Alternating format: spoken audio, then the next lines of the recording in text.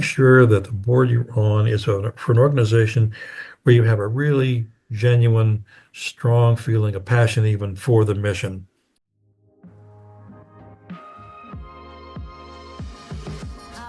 Welcome to the Leadership Initiative, where we explore the art and science of leadership through thought-provoking conversations with experts, thought leaders, and change makers.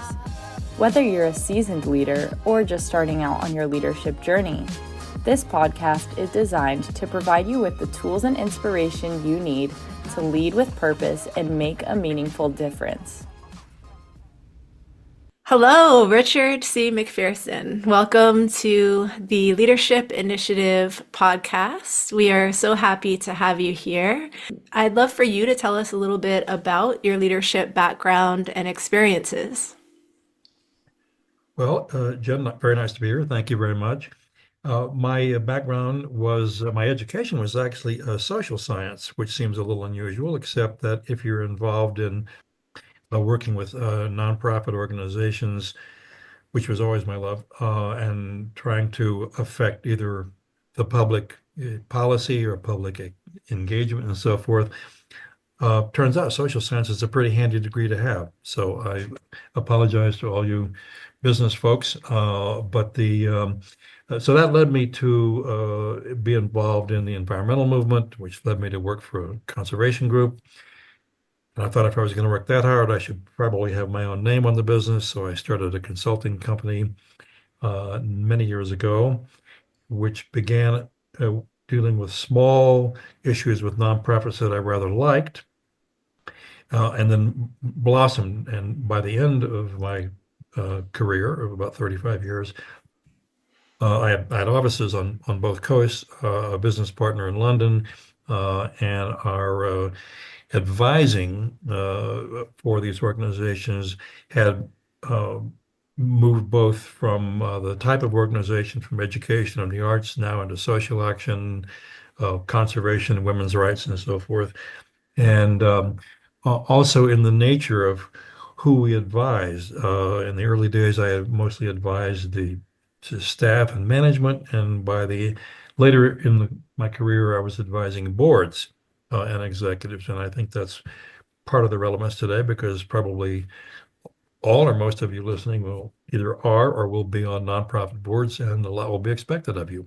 So that's what I did, and I have wrote only one book during my professional career, just as the internet was emerging, and it's called Digital Giving: How Technology is Changing Charity. And the truth is, I wrote the book for about 30 people. I wanted to interview some really important nonprofit leaders all around the world. And the only way you can do that really, and if you're not known to anyone, is to tell them you're writing a book. I interviewed people, Sheryl Sandberg, before they were anybody. So I would say my advice is write a book if you want to meet everybody. Mm-hmm. Mm-hmm. I like that advice. I like that advice a lot. So tell us a little bit more about any key challenges you encountered during your career in nonprofit leadership and how you worked with organizations as a consultant to help them overcome these challenges. I think there are two things that struck me as the most consistent and the most challenging, regardless of the size of the organization or of its maturity and so forth. And probably it could well be the same for a business.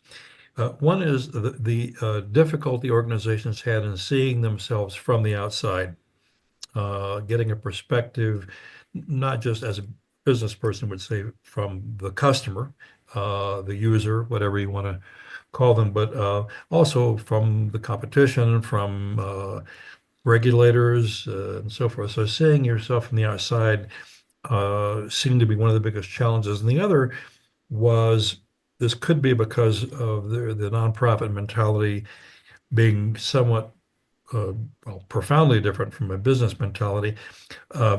Typically overcoming scarcity mentality. Most nonprofits, even ones, I had clients who had annual budgets of $250 million, $500 million, even $1 billion. That's a lot of money for a nonprofit organization.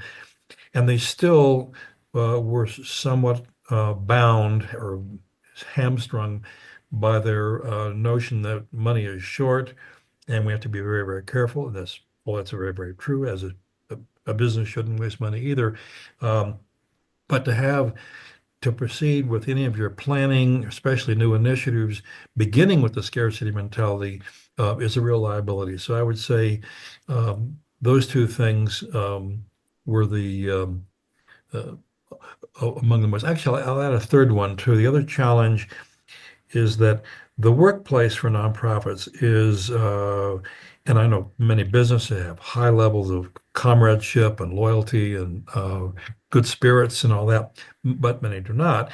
In the nonprofit world, the personnel who work there, the staff, uh, and the volunteers, which I know a business doesn't have, volunteers in a way, we used to joke they're very hard to get rid of if you're not happy with them.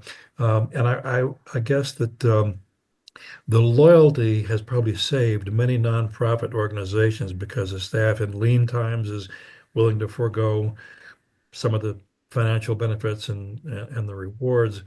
Uh, but there is sometimes such a sense that we need to protect and care for our employees that poor performance or some other shortcoming is very painful for a nonprofit to do, and so staff changes become a real challenge. Those are now three big challenges that we faced. Wow, that's interesting. It actually it gives me a lot of follow-up questions, but I'll only Okay. give you one for now. Okay. So, with those challenges, how would you assess the long-term sustainability of a nonprofit organization? And what strategies would you recommend to ensure continued growth and impact despite these challenges?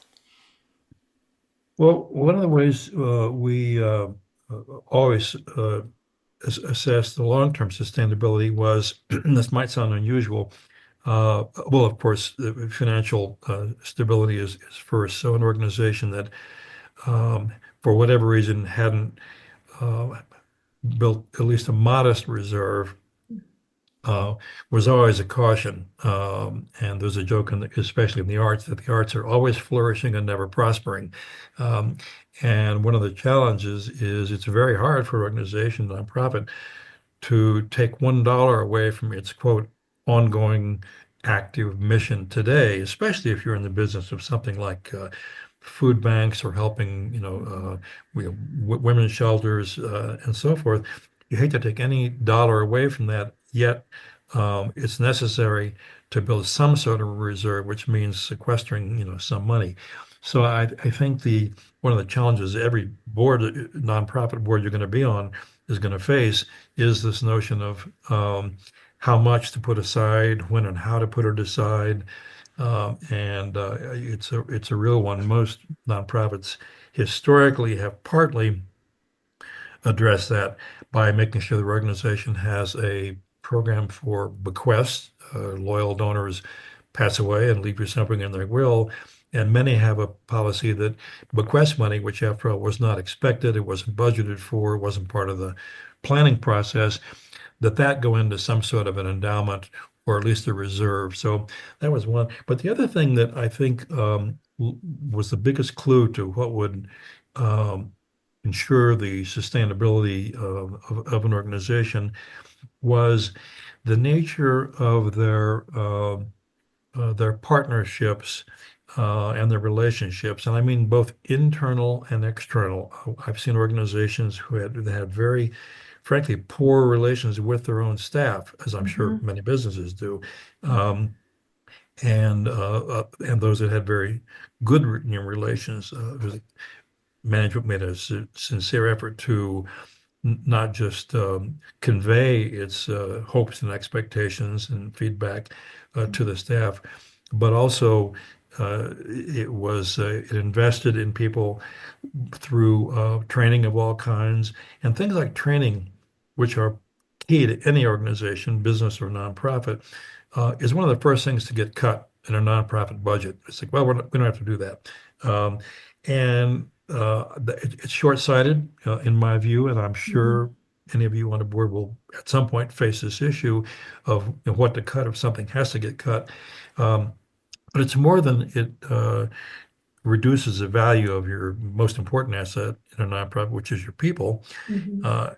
But it also uh, sends a signal uh, that their development as a staff or as an individual is of limited value. And so the nonprofits that have an active training program and so forth always tend to have lower staff turnover, higher retention, and those kind of things. As again, as a business, so it's the most expensive thing you can have is have to replace somebody really good who knew their Yeah. job and loved the organization. So we would take a look at the internal relationship, um, but also the external.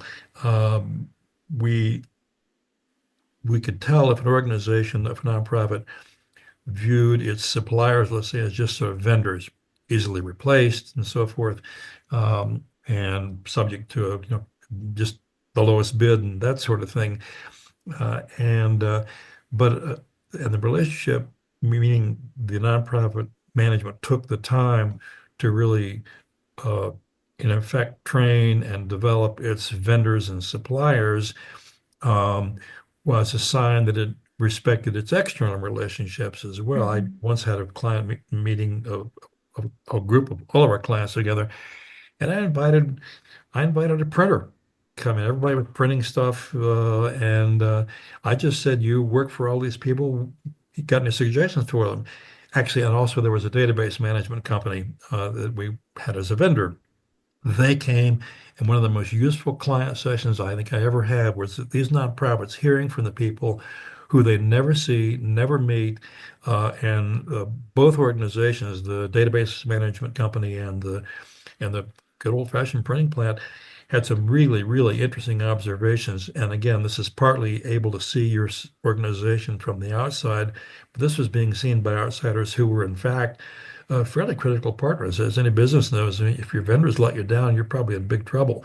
Mhm. Uh, so that would be the biggest thing, I think, in terms of the that. In fact, that's how we would partly assess whether we would even make a proposal as a consultant Mm. to an organization. We would have a meeting and ask a lot of questions, and we could tell whether this was an organization that was willing to be, um, I don't mean just nice and thoughtful, but I mean, would they honestly listen to Mhm. feedback from their staff, even junior staff, from their vendors and so forth?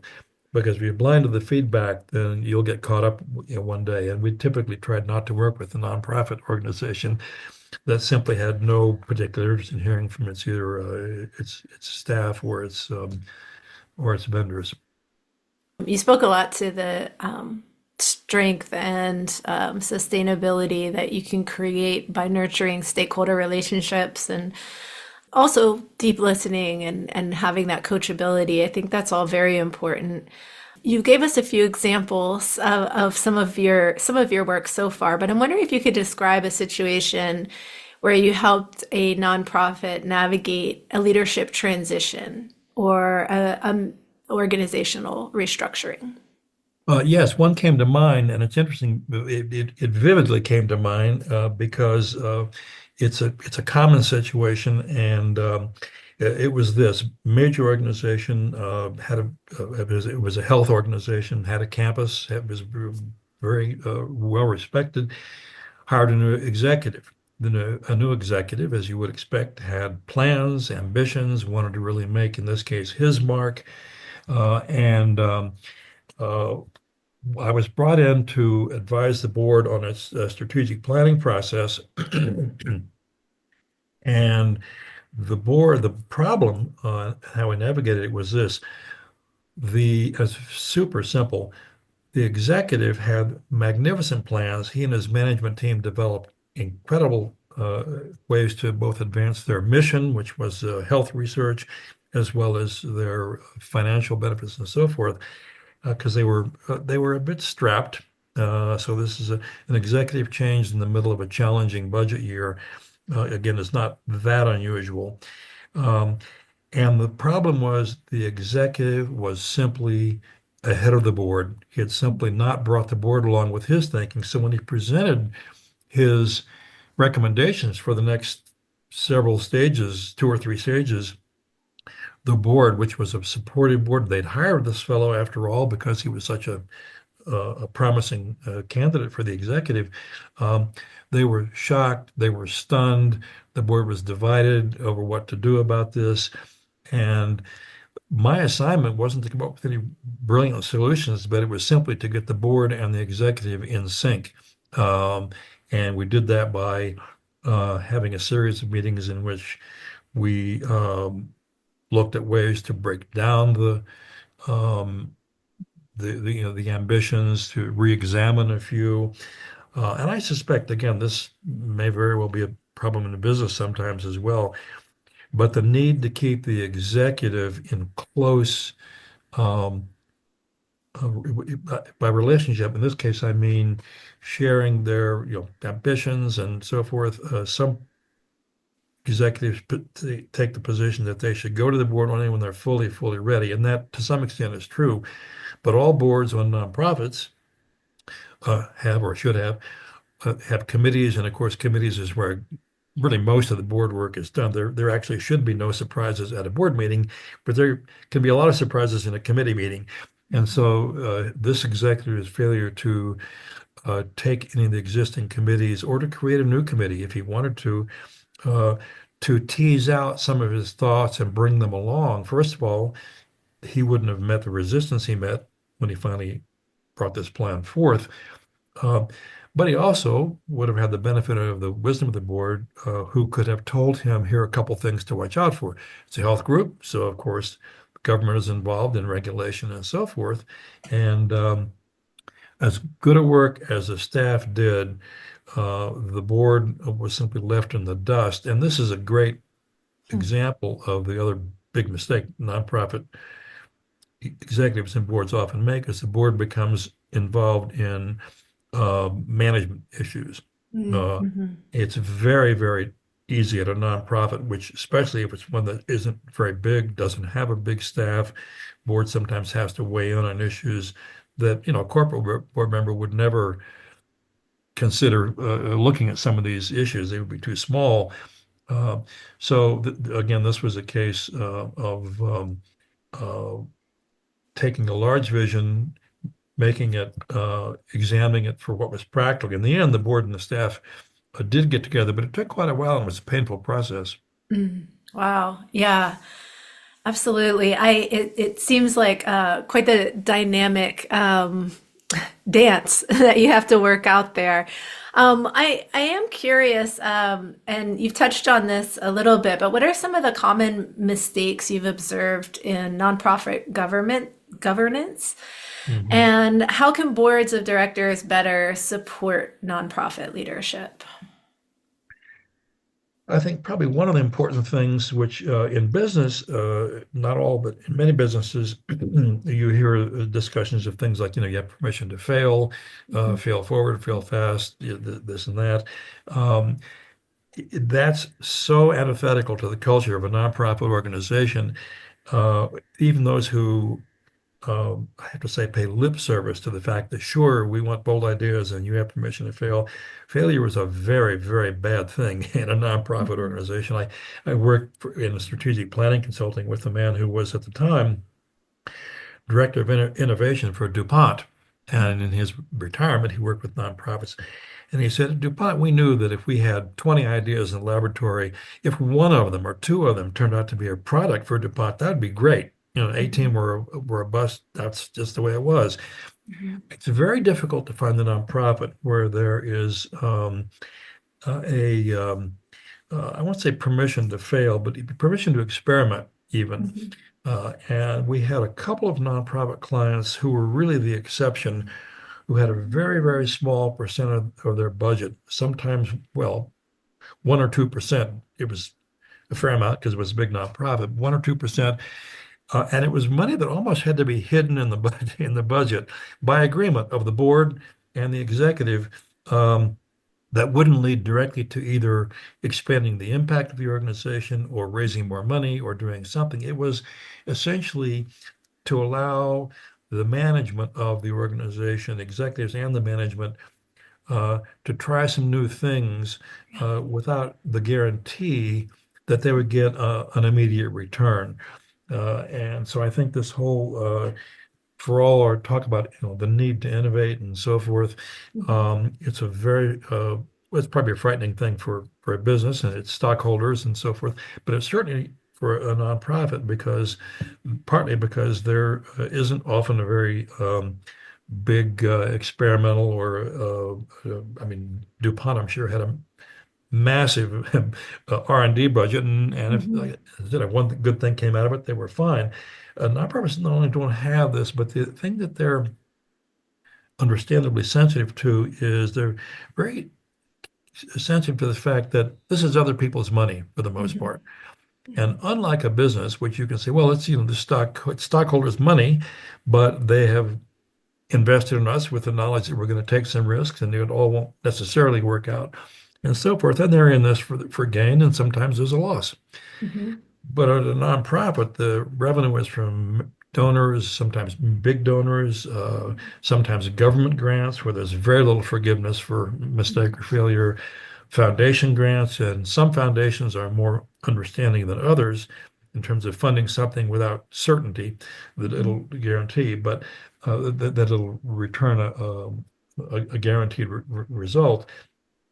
So I think the challenge, maybe the biggest, one of them, for a nonprofit board is to help the organization understand how to prepare itself to change and meet either to grasp opportunities or to meet challenges. And there was a problem with many organizations. It was saying that they're so focused on survival that they're blind to opportunity, Mhm. um, Mhm. especially with technology change. So I think the guiding of a nonprofit by its board through ways to innovate and experiment may be too strong a word, but at least to innovate, means that the board has a responsibility in many cases to communicate with outside partners, whether it's government funders, major donors, the Ford Foundation or whoever, is providing the support to educate the people whose money it is about the value of this. And it used to be foundations would have no tolerance for failure. And Mhm. over the last I don't know 2 or 3 decades, now some foundations embrace it and actually like it. And they say this specifically is we do not expect even we expect a report, but we don't expect the report necessarily to be successful. If you fail and learn something, we need to know it because we can share that with the other organizations we're funding. So Mhm. it's a bit of a long answer to a short question, but I think that's one of the challenges boards face is how to let an organization reshape itself without risking the bank. Yeah, it's really interesting. That seems to be more of a long range view or an all encompassing view. Meanwhile, it seems like things are moving so much quicker than they once did with technology. So, kind of piggybacking off of that, how do you feel like technology and innovation is impacting these businesses today? You did write a book on this particular topic some years ago, and I'm just curious how you think businesses can best weather these fast moving changes. Well, I think above all, there are all kinds of changes in social and cultural changes and legal and regulatory changes, but it all pales by beside uh, the specter of AI. Mhm. Um, AI is reshaping absolutely everything, as we all know. It's pretty obvious to say. How it's reshaping things is another matter altogether. Mhm. I don't know, but I suspect that many nonprofits are slower to embrace AI training, more than embrace it, aggressively embrace it, to see how it's going to affect their organization. And these can be, the organizations you are elected to the board for will vary widely. How AI will affect a social service organization is very different from how it might affect an arts group or a museum or a university or a conservation group. We used to do a lot of work in helping nonprofits shape their communications messages, and they spent a lot of money creating everything from newsletters to donor communications to reports and so forth. I haven't, I don't have a nonprofit clients now, but if I were, I wouldn't spend a penny paying humans to write a lot of this material. I would have it all done by AI because it would be as good. Now, the problem is, so now do we fire the people or the Mhm. consultants, Mhm. God forbid, who are used to do the writing for us, the art director or the writer who used to do the annual report and so forth. Well, that is a classic change because in a business sense, well, sure, we don't need those are like three people's salaries. We don't need those anymore. Mhm. In a Mhm. nonprofit, uh, who also see themselves to some extent as an employer, Mhm. um, as an important employer in the community, um, that's going to be the big um, the big decision. And I suspect that the more a nonprofit embraces AI, Mhm. the larger its personnel challenges are going to be.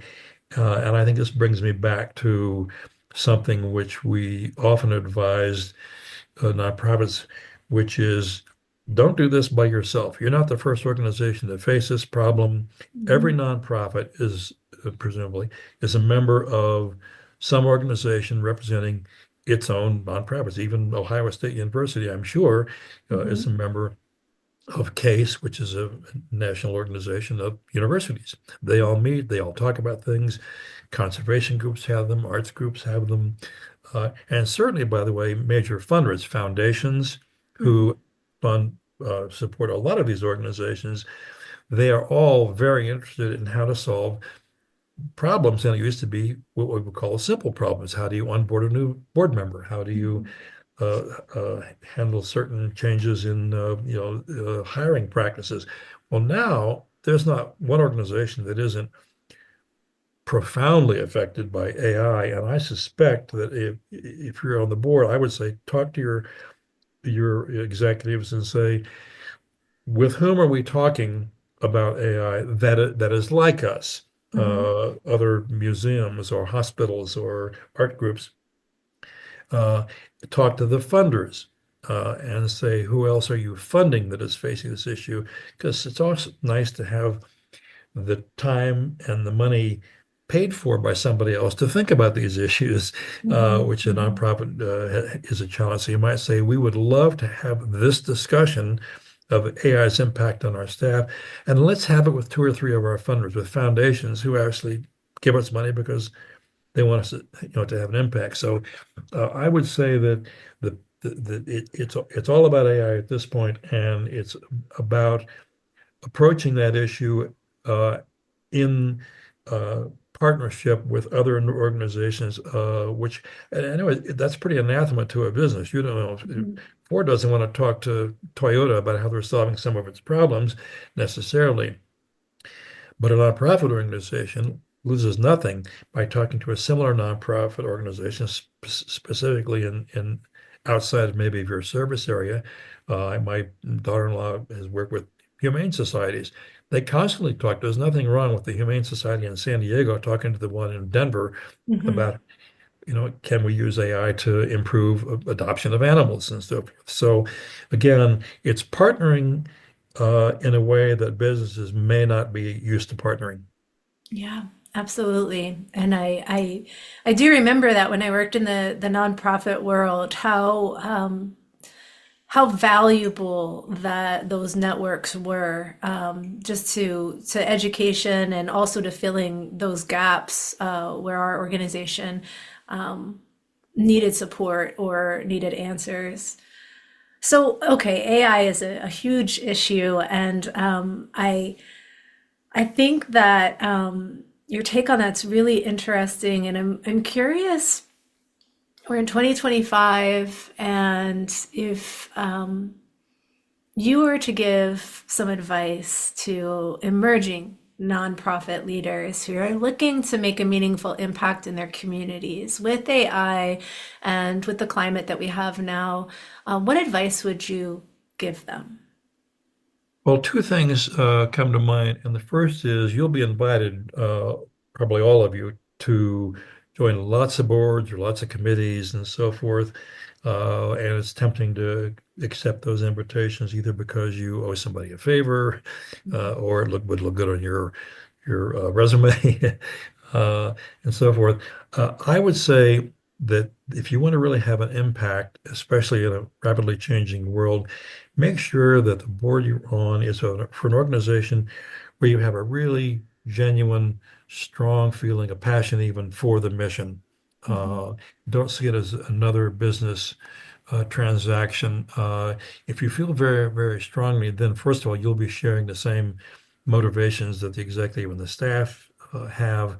And I think that would lead you to make more um, decisions based on impact rather than uh, business calculations. So make sure if it doesn't really, really excite you, thank them, take a pass, Mhm. and so forth.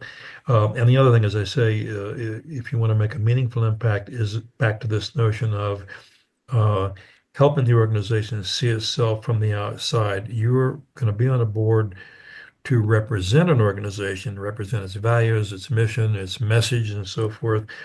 But remind the board, the organization, that part of your job, which really a staff or a management can't provide, is you can also be a link, a conduit to some of these other organizations, whether they're funders, colleagues, competition, doesn't really Mhm. matter.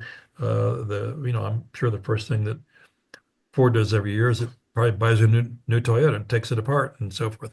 Well, the nonprofits don't do this as much as they should. And I think as a board member, you can say, Mhm. how can I, in the community, whether it's with policy or government, other funders, other organizations, other in the business community, how can I help bring that perspective of other outside influences into this organization so that we're not making major decisions without fully understanding how our both our constituents and our supporters and our competitors feel about us. So those are the two things I think you can do to make the most difference. Wonderful. Thank you so much for all of these really in-depth answers. And I'm curious, is there anything that I did not ask today that you would like to add? I know, Jen, you're a pretty capable interviewer, so I would say no. Well, but there is one thing that we all talked about joining a board, serving on a board, having a maximum impact. I guess the Mhm. one thing you didn't ask, and I haven't really even prepared an answer for, is when's it time to leave Yeah. a board? Some organizations have terms. So by the way, if your organization doesn't have clear terms, a good onboarding process, a buddy system of some kind, it's not an organization view. They should have all those things. Mhm. Um, so sometimes, but understanding, sort of evaluating yourself and with other board members will be key because many or the organization itself may be reluctant to evaluate you or to do so in a way that's anything other than very, very kind because they know you're volunteering your time and certainly some of your money as well. So I Mhm. would say Mhm. that apart from whatever term limits you may have, and I believe, by the way, all boards should have term limits. It's okay to go off and come back again, but you shouldn't sit around for too very long on a board. You want to internally understand that it may be either time for a different voice or a new voice. If you're Mhm. out of sync with an organization and if it feels strained or something, there's no shame in it. It's not like leaving uh, a different kind of a position. The board will probably respect you for it because they're probably feeling the same things. Mhm. Um, Mhm. so I would say be candid and probably look to your fellow board members as the only ones who can really clue you into whether it's time to leave or not. I hate to end on that particular note, but at some point, even the very best board tenure will come to an end. So I would say do it in a way that informs you what to do next and the organization what they should do next. Absolutely. I like that this kind of came full circle to this idea of, really doing an honest check and showing self-awareness and adaptability. And that's a very important message. Well, thank you so much for your time today, You're welcome. Richard. It was a fantastic conversation. I enjoyed it a lot, and I'm sure that listeners will as well. Well, thank you very much. And to all of you who joined aboard, I would say dig in and just have fun. Be sure and enjoy yourself because you're supposed to if you're a board member. Thanks again for listening. This podcast is presented by the Max M. Fisher College of Business at The Ohio State University. For more episodes, find us on Apple, Google, or podcast.osu.edu/leadership initiative. See you next time.